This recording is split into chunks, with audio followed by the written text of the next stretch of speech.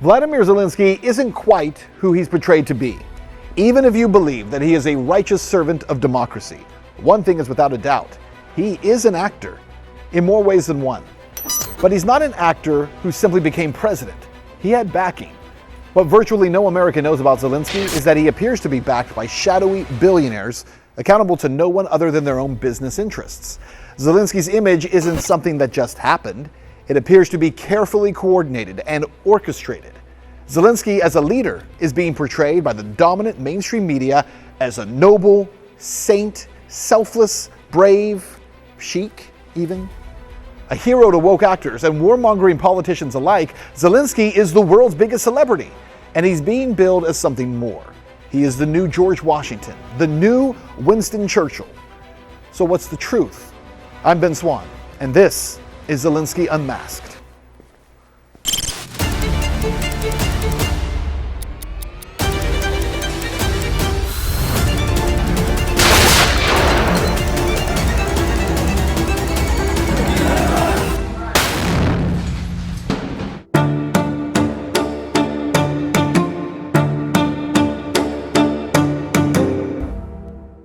And who is Zelenskyy?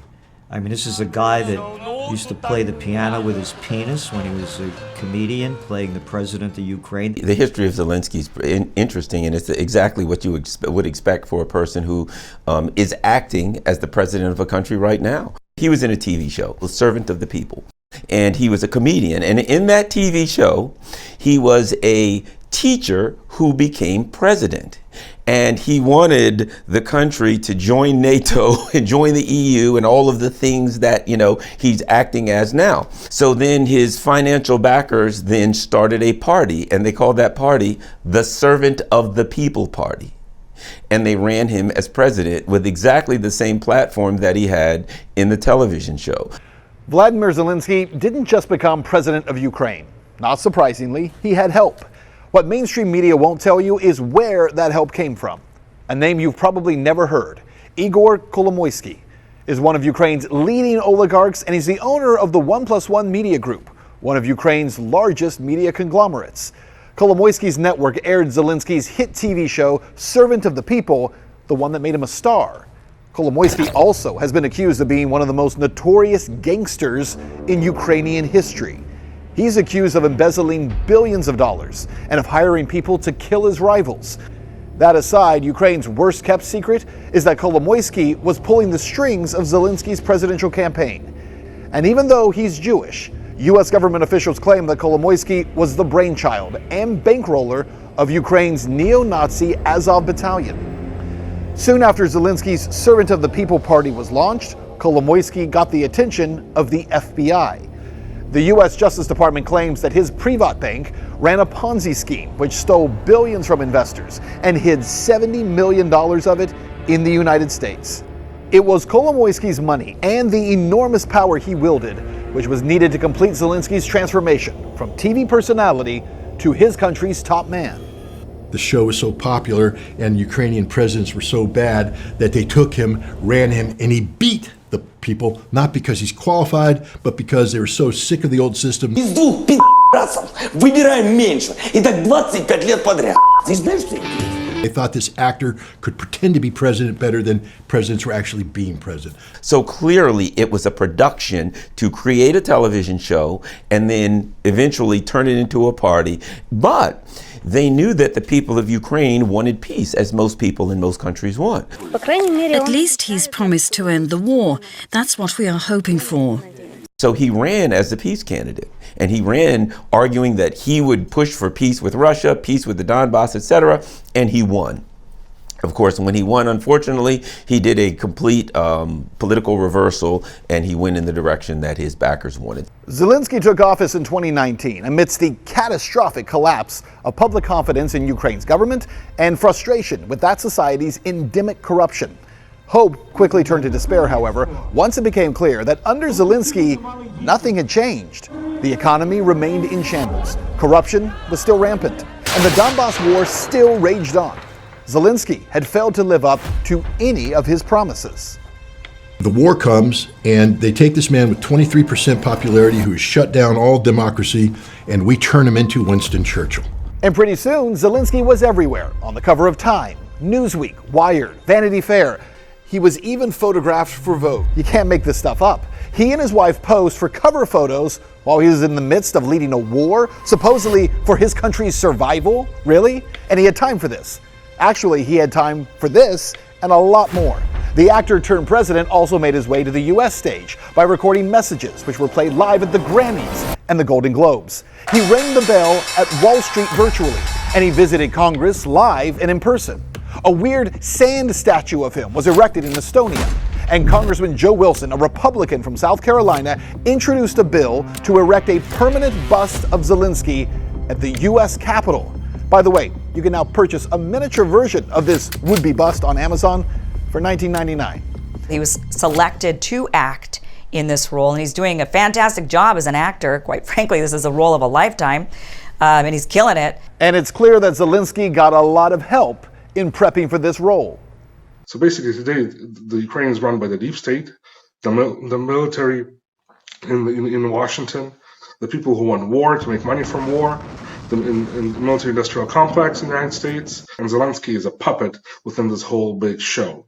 It was from the very beginning, this was some kind of in my opinion, it was some kind of an intelligence-pushed media operation to this day. And that's why he's always behind green screens. That's always why he's doing covers for various magazines, etc. Because this is really a production for people worldwide to think that they have a president of a country and he's just a hollow figure. Here's something you're not going to see on CNN. Throughout history, intelligence agencies have invested massive amounts of money to manage public relations campaigns. That's just a fact. These campaigns have been waged to spread disinformation in the interest of getting public opinion behind a war. And you don't have to look very far back in the past to find examples. I'll give you one right here. 1990, a girl from Kuwait who said her name was Naira testified that she witnessed babies being taken out of incubators and killed by Saddam Hussein's forces. Turned out, that was a lie. And the girl wasn't just some random girl. She was the daughter of Kuwait's ambassador to the United States, Saud al-Sabah. The story about the incubators, by the way, it never happened. But it was too late, once we knew for sure. The publicity campaign associated with that lie swayed public opinion against Saddam Hussein and in favor of a U.S. invasion of Kuwait.